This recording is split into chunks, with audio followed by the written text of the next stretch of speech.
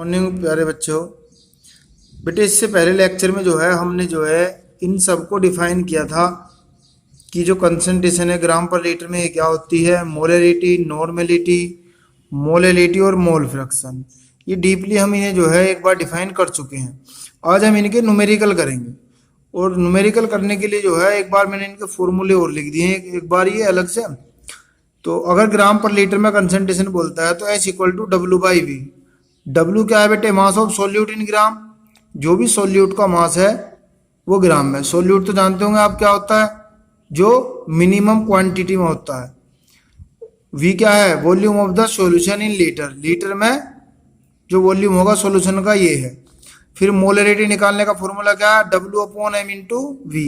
M क्या है जी? Molar mass of the solute. W और वी में पहले बता चुका जी ऊपर। नॉर्मेलिटी निकालने का formula W upon into V. E क्या है? Equivalent weight. इक्विवेलेंट वेट कैसे निकलेंगे? E equal to M upon X. M क्या है जी? Molar mass of solute. और एक्स क्या है? नंबर ऑफ एच प्लस या ओ एच माइनस आयंस। जितने भी उसके अंदर एच प्लस या ओ एच माइनस आयंस होंगे वही क्या है आपके? नॉर्मेलिटी। मोलरिटी का क्या फॉर्मूला बेटे? W upon M into W के जी। डब्ल्यू तो पढ़ चुके, मास ऑफ सोल्यूट। एम भी पढ़ चुके, molar mass of solute. W के जी क्या है? मास ऑफ सोलवेंट इन के जी। मोल फ्रैक्शन, अगर किसी भी सॉल्यूशन के अंदर दो कंपोनेंट है ए और बी, ठीक है बेटे, तो उनका मोल फ्रैक्शन कैसे निकालेंगे? तो जब ए का मोल फ्रैक्शन निकालेंगे तो ऊपर ए के मोल आएंगे, नीचे टोटल मोल। जब बी का मोल फ्रैक्शन निकालेंगे ऊपर बी के मोल, नीचे टोटल मोल। और इन दोनों के मोल फ्रैक्शन को ऐड करके कितना आता है? 1 आता है। अब न्यूमेरिकल देखेंगे जी एक करके। 6 gram of solute are present in 500 ml of solution. What is the concentration of the solution in gram per litre. Gram per litre में कंसंट्रेशन पूछिए।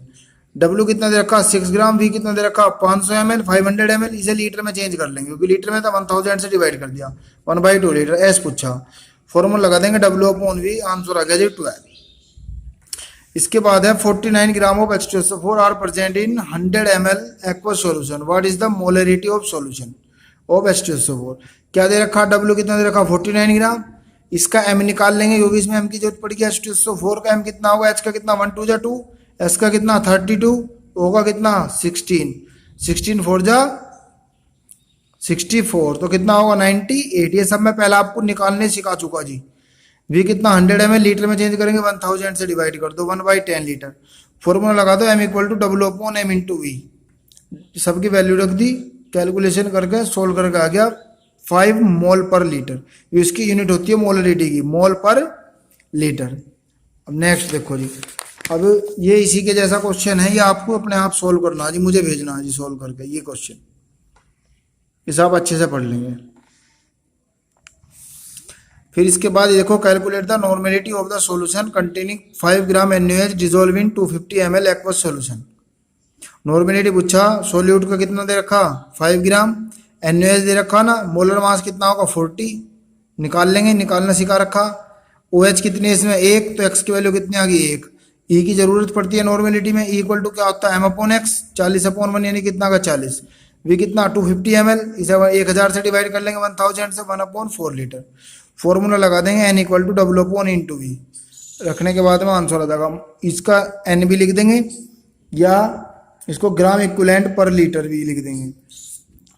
इसके बाद इसी के जैसा क्वेश्चन है ये भी, इसको सोल्व करके मेरे नंबर पे भेजेंगे।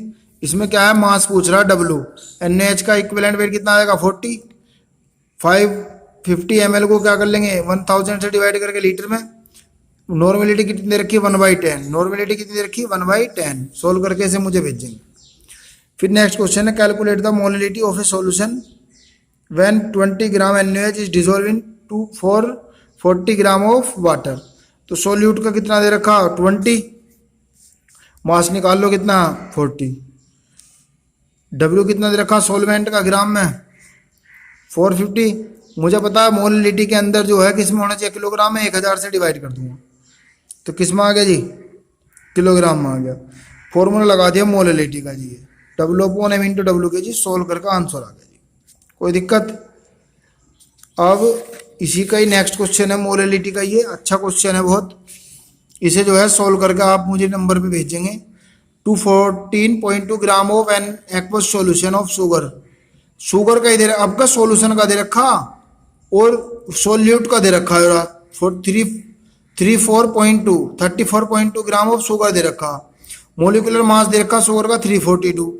मोलिलिटी पूछ रहा, मोलिलिटी में मुझे क्या चाहिए, मास ऑफ सोल्यूट यो दे रखा, मास ऑफ सोलवेंट चाहिए, सॉल्यूशन का दे रखा, सॉल्यूशन के में से सोल्यूट का माइनस कर दो, किसका आ जाएगा, सोलवेंट का। बाद में उसे 1000 से भाग दे डिवाइड कर दियो, किलोग्राम में आ जाएगा। इसका आप सोल्व करके मुझे भेजेंगे। बेटे ये जो टॉपिक आपके चल रहे हैं ना, नॉर्मेलिटी, मोलरिटी, इनको डीपली तरीके से जो है 12th क्लास में पढ़ाएंगे। अब तो यहाँ बहुत छोटा सा बेसिक दे रखा है, तो पहला ही दूसरा चैप्टर आपका ये 12th क्लास का सॉल्यूशन, तो वहाँ इसे अच्छे तरीके से हम और बढ़िया तरीके से डिफाइन करेंगे और भी न्यूमेरिकल करेंगे बहुत अच्छे। तो अभी तो इसका बेसिक समझ लें बस आप।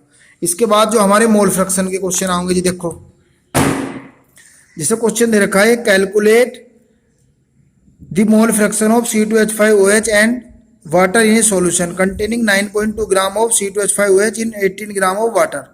तो बेटे सॉल्यूशन के अंदर दो चीज घुल रही है, C2H5OH एंड वाटर, इन दोनों के मास दे रखे हैं और मोल फ्रैक्शन पूछ रहा। तो सबसे पहले मैं लूंगा C2H5OH के लिए, किसके लिए बेटे, C2H5OH के लिए। तो W कितना दे रखा, 9.2, W1 मान लूंगा इसे, M1 निकाल लूंगा, C2H5OH का कितना होगा 46।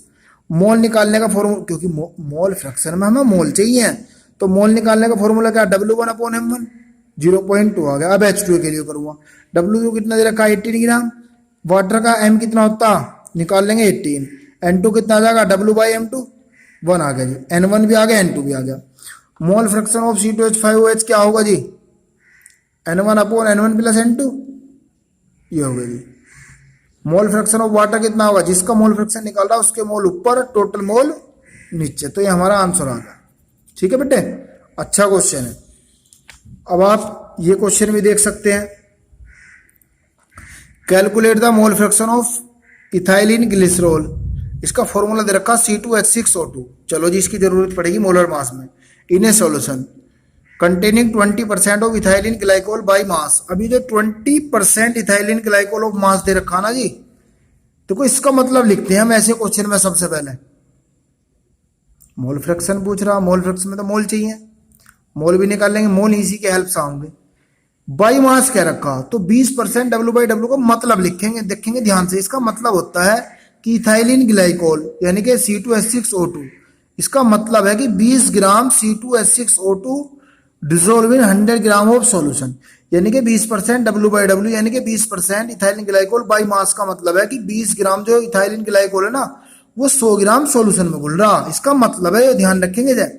तो सोल्यूट का कितना आगा 20, सॉल्यूशन कितना 100, सॉल्यूशन में से सोल्यूट को माइनस कर दो तो क्या आ जाएगा, सोलवेंट कितना आगा 80 ग्राम।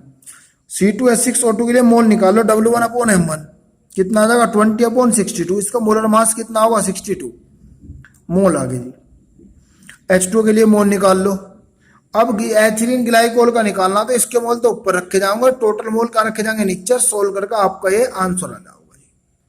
तो बहुत अच्छा न्यूमेरिकल था, कुछ नहीं था, बस इसमें जो आपको इसका मतलब लिखना था एक बार, और यहाँ से सोल्यूट और सोलवेंट निकाल के और मोल निकालने थे, W1/M1, W2/M2।